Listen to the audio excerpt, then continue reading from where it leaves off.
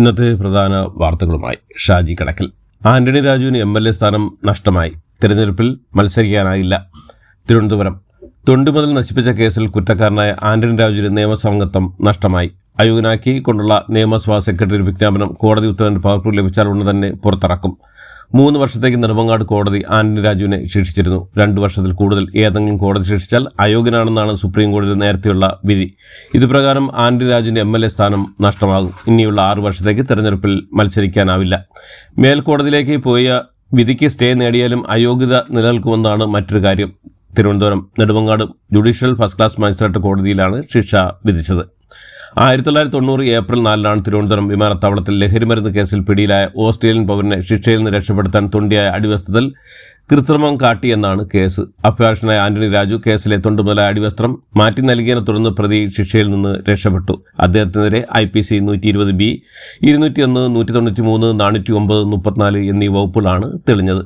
ജോസുമായി ആന്റണി രാജു ഗൂഢാലോചന നടത്തി തൊണ്ടിമുതൽ പുറത്തെടുത്ത് അതിൽ കൃത്രിമത്വം വരുത്തിയെന്നും അങ്ങനെ ഹൈക്കോടതിയിലെ കേസ് പ്രതിക്ക് അനുകൂലമാക്കിയെന്നും തെളിഞ്ഞതായും കോടതി ചൂണ്ടിക്കാട്ടിയിരുന്നു. സ്ത്രീകളുടെ ക്ഷേമം ഉറപ്പുവരുത്താനായി സംസ്ഥാന സർക്കാർ ആരംഭിച്ച സ്ത്രീ പുരുഷ പദ്ധതിയിലേക്ക് 8,52,223 പേർ അപേക്ഷിച്ചുവെന്ന് മുഖ്യമന്ത്രി പിണറായി വിജയൻ ഫേസ്ബുക്കിൽ കുറിച്ചു. കേരളത്തിലെ സ്ത്രീകൾക്ക് സാമ്പത്തിക സ്വയംപര്യാപ്തത കൈവരിക്കാനും ആത്മാഭിമാനത്തോടെ മുന്നേറാനുമുള്ള പ്രധാന ചാലകശക്തിയായി സ്ത്രീ സുരക്ഷാ പദ്ധതി മാറുമെന്നും മുഖ്യമന്ത്രി പിണറായി വിജയൻ വ്യക്തമാക്കുന്നു.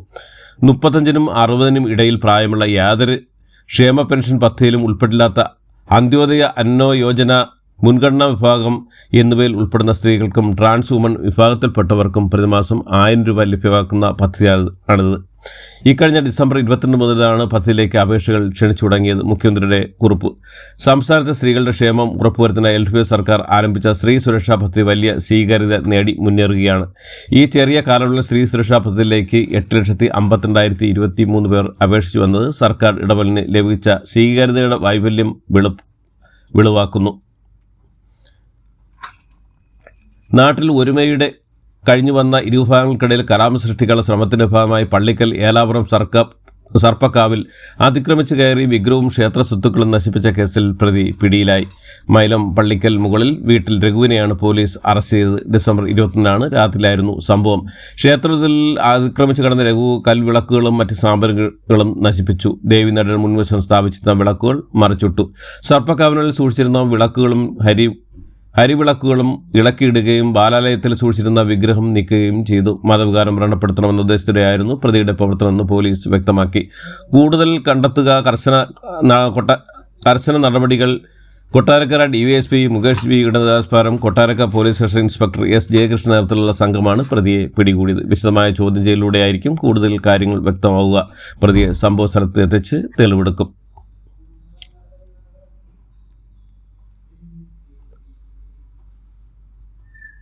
വെനിസ്വേലയിൽ ബോംബ് ആക്രമണം നടത്തി പ്രസിഡന്റ് നിക്കോളാസ് മഡുറോയെയും ഭാര്യയെയും പിടികൂടിയതായി US പ്രസിഡന്റ് ഡൊണാൾഡ് ട്രംപ്. ഇരുവരെയും രാജ്യത്തിന് പുറത്തേക്ക് കടത്തിയെന്നാണ് ഇപ്പോൾ പുറത്തുവരുന്ന വിവരം.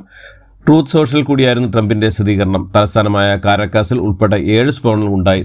സ്ഫോടനങ്ങൾക്ക് പിന്നിലെ യുദ്ധവിമാനങ്ങളുടെ ശബ്ദം കേട്ടതായും റിപ്പോർട്ടുകൾ പറയുന്നു. വെനിസ്വേലയ്ക്ക് നേരെയുള്ള അമേരിക്കയുടെ കടന്നാക്രമണത്തിൽ ഇന്ത്യൻ ജനത ശക്തമായ പ്രതിഷേധം ഉയർത്തണമെന്ന് CPIM പോളിറ്റ് ബ്യൂറോ ആഹ്വാനം ചെയ്തു. വെനിസ്വേല പ്രസിഡന്റ് നിക്കോളാസ് മഡുറോയും ഭാര്യ സിലിയ ഫ്ലോറസും ജീവനോടെ ഉണ്ടെങ്കിൽ അതിന് തെളിവ് കാണിക്കണം. അവർ എവിടെയാണെന്നും അമേരിക്ക ഉടൻ വെളിപ്പെടുത്തണം. UN പ്രമാണങ്ങൾക്ക് അനുസൃതമായി പെരുമാറാൻ അമേരിക്ക തയ്യാറാണെന്നും CPIM പോളിറ്റ് ബ്യൂറോ പ്രസ്താവനയിൽ ആവശ്യപ്പെട്ടു. വെനിസ്വേലയിലെ ജനവാസ കേന്ദ്രങ്ങളിലേക്കാണ് ബോംബാക്രമണം നടത്തിയിരിക്കുന്നത്. നാളുകളായി US ലക്ഷ്യമായിരുന്നു വെനിസ്വേലയിൽ ബോംബാക്രമണം തുടർന്നതിന്റെ പിന്നാലെ പ്രസിഡന്റ് നിക്കോളാസ് മഡുറോയെയും ഭാര്യ സിലിയ ഫ്ലോറസിനെയും US സേന ബന്ദികളാക്കിയതായി അമേരിക്കൻ പ്രസിഡന്റ് ഡൊണാൾഡ് ട്രംപ് അറിയിച്ചിരുന്നു. കാരക്കാസിലും തൊട്ടടുത്ത പ്രദേശങ്ങളിലും അമേരിക്ക നിരവധി വ്യോമാക്രമണങ്ങൾ നടത്തിയിരുന്നു. സൈനിക ഇടപെടലിലൂടെ ഒരു രാജ്യത്തിന്റെ വിധി നിർണ്ണയിക്കാൻ ആർക്കും അവകാശമില്ല. വെനിസ്വേലയ്ക്ക് പിന്തുണ പ്രഖ്യാപിച്ചു റഷ്യ. വെനിസ്വേലയുടെ പരമാധികാരം സംരക്ഷിക്കാനുള്ള ഭരണാധികാരിയുടെ പോരാട്ടത്തിന് പൂർണ്ണ പിന്തുണ പ്രഖ്യാപിച്ചു റഷ്യ. വെനിസ്വേലൻ പ്രസിഡന്റ് നിക്കോളാസ് മഡുറോയെ ബന്ദിയാക്കിയ അമേരിക്കൻ സൈനിക നടപടിയെ രൂക്ഷമായി വിമർശിച്ച് റഷ്യ രംഗത്തെത്തി. അമേരിക്കയുടെ ഈ നീക്കം അംഗീകരിക്കാനാവില്ലെന്നും അന്താരാഷ്ട്ര നിയമങ്ങളുടെ നഗ്നമായ ലംഘനമാണെന്നും റഷ്യൻ വിദേശകാര്യ മന്ത്രാലയം പ്രസ്താവിച്ചു. പുറത്തുനിന്നുള്ള സൈനിക ഇടപെടലിലൂടെ ഒരു രാജ്യത്തിന്റെ വിധി നിർണ്ണയിക്കാൻ ആർക്കും അവകാശമില്ലെന്നും വ്യക്തമാക്കി. ഉത്തർപ്രദേശിലെ 6 വയസ്സുകാരി ബലാത്സംഗത്തിന് ശേഷം ടെറസിൽ നിന്ന് വലിച്ചെറിഞ്ഞ് കൊലപ്പെടുത്തി. പ്രതികൾ അറസ്റ്റിൽ. ഉത്തർപ്രദേശിലെ ബുലന്ദ്ഷഹറിൽ 6 വയസ്സുകാരെ ബലാത്സംഗം ചെയ്ത ശേഷം ഡ്രസ്സിൽ നിന്ന് വലിച്ചെറിഞ്ഞ് കൊലപ്പെടുത്തി. ജനുവരി 2-നാണ് അതിദാരുണമായ സംഭവം നടന്നത്.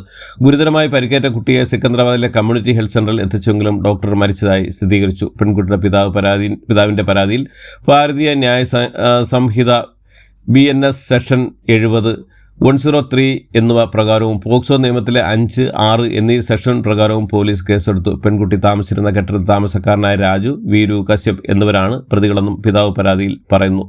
തൻ്റെ മകൾ ടെറസിൽ കളിച്ചുകൊണ്ടിരിക്കുകയായിരുന്നു. പിന്നീട് കെട്ടിടത്തിന് പിന്നിലെ വയലിൽ മരിച്ചു കിടക്കുന്നതായി കണ്ടതെന്നും അദ്ദേഹം പറഞ്ഞു. രണ്ടുപേരും ചേർന്ന് കുട്ടിയെ ലൈംഗികമായി പീഡിപ്പിച്ച ശേഷം കൊലപ്പെടുത്തിയായി സംശയിക്കുമെന്നും പിതാവ് പരാതിയിൽ ചൂണ്ടിക്കാട്ടിയിരുന്നു.